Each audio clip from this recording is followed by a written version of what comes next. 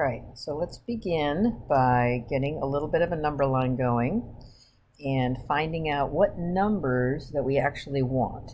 So we want the number -1, the number 5, and the number 2.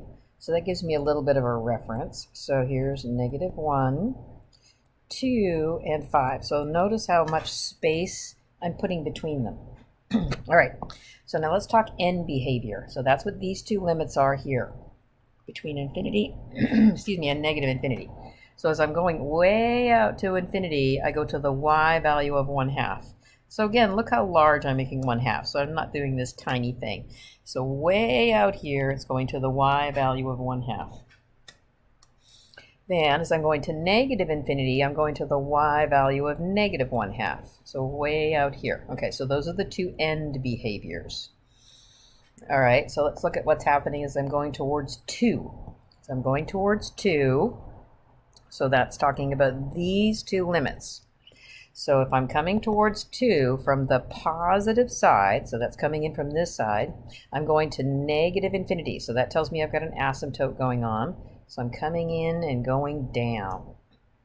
If I'm going towards 2, excuse me, from the negative side, so that means coming in from this side, I'm going to the positive infinity. So again, an asymptote, so going up here.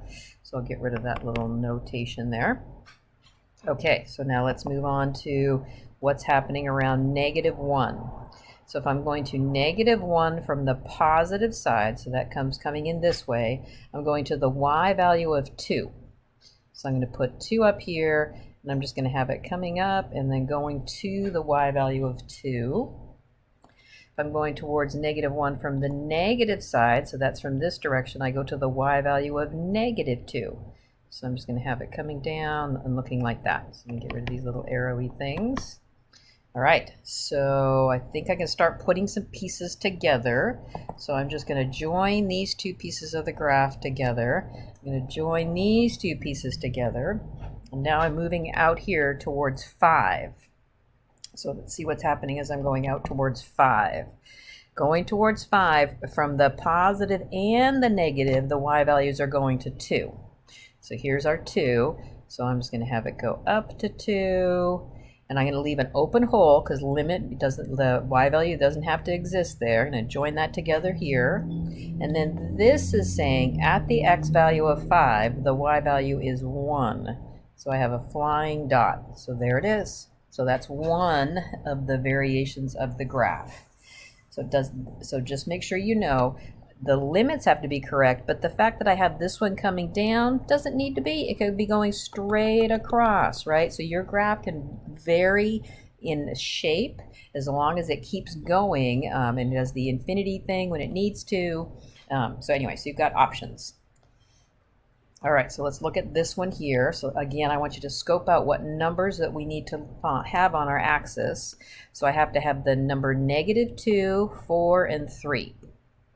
So -2, 3, and 4. Again, look at the amount of space that I'm leaving so that I have room to show and to move and draw different parts of the function.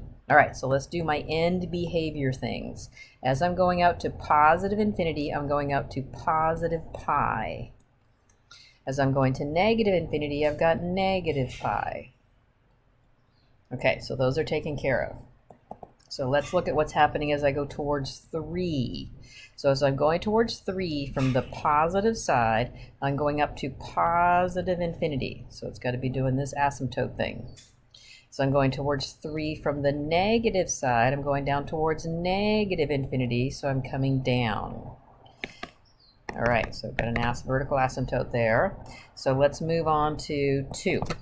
So if I'm going towards -2. If I'm going towards -2 from the positive side, so that's this side, I'm going to the y value of -4. So I know that -4 is down here if pi is there, or negative pi is there. So I'm coming in, I'm going down to -4. So I'm going to -2 from the negative side, so that means coming in this direction. I go to the y value of 3, which I know is below pi. So coming in, I'm going to have it go up to 3. All right, so I'm going to join this graph together. And I'm going to join this graph together. And you could have it go up further if you want, right? But you just have to have them join together. It's not a unique graph. All right, so let's go look and see what's happening around 4. So at 4, coming from the positive and the negative side, the limit exists and it goes to the y value of 1. So 1 would be here. So I'm coming in towards 4. I go to the y value of 1 from both sides. And then if this here says f of 4 does not exist, so I have to leave an open hole there at 4.